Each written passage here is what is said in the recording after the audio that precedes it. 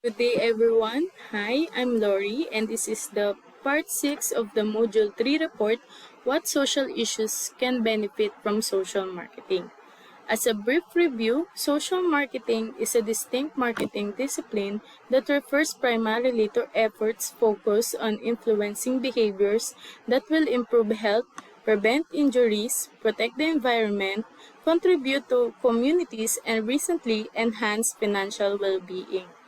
There are five main beneficiaries of social marketing.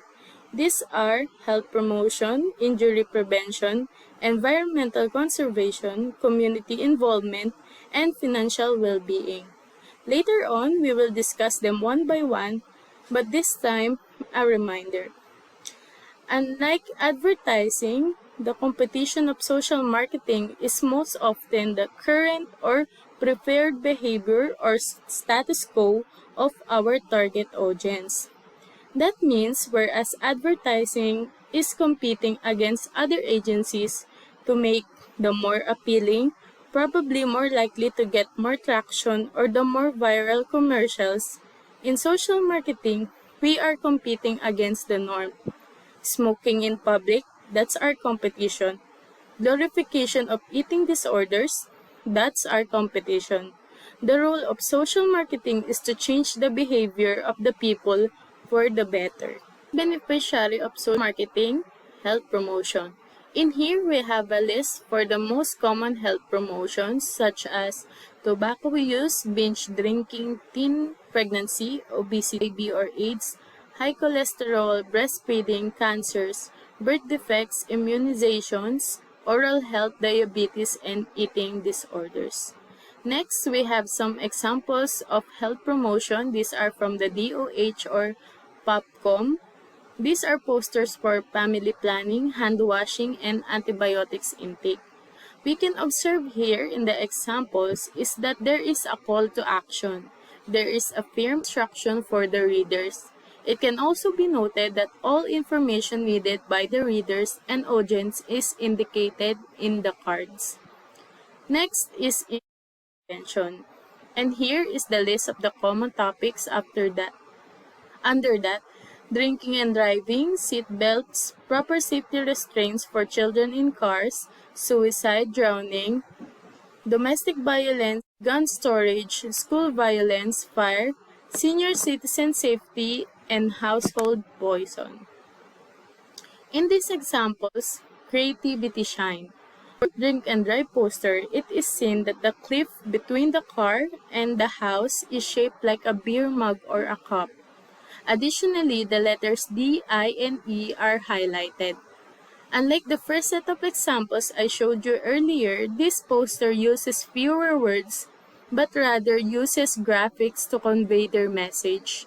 In the other example, we can sense the gravity of the poster through the play of colors. Next, the topic for environmental protection. We have the following: waste reduction, wildlife habitat protection, deforestation, toxic fertilizers and pesticides, water conservation, littering, and watershed protection. Alright, so this post from the Stop Kaliwa Dam is close to my heart because my hometown in Paite, Laguna is one of those who will be affected once the dam is built. Again, the use of striking words and graphics is apparent. For the next example, we urge the public for the conservation and protection of our dear Philippine eagles. This is a poster for an online screening of series. In social marketing, like in advertising, we can also include activities to our cause. This is community involvement. This entails organ donation, blood donation, voting, literacy, identity theft, and animal adoption. For examples, we have numerous blood donation drives organized by our barangays, LGUs, and the Red Cross. The second photo I got from the Philippine Animal Welfare or PAWS. This is their call to stop the use of firecrackers. And one other note-taking worthy call for action is their Adopt Don't Shop campaign. The last one is the call for voter registration. I have also seen some materials from DOH about being an organ donor. So that is definitely included in community involvement. Lastly is the financial well-being. For examples, we have financial literacy, bankruptcy, fraud, debts, and investments. Here are some from the Bangko Sentral ng Pilipinas. They are both about information on kinds of scam that can compromise the financial safety of Filipinos. Now that we've learned about the different uses of social marketing, we should ask ourselves, what are the social issues here in the Philippines? We have the few of the most pressing issues here: underemployment, unemployment, poverty, drug war, red tagging, and teenage pregnancy. We cannot deny it. It's looking a bit grim. These are some of the biggest issues we are facing as a nation, and to be honest, we have been hearing them ever since we were kids. Some are relatively new, like the drug war, which sparked global interest, and some are as old as time, like poverty and teenage pregnancy. As we learn about social marketing and the current state of our country, it is now in our hands on what we do with this kind of information.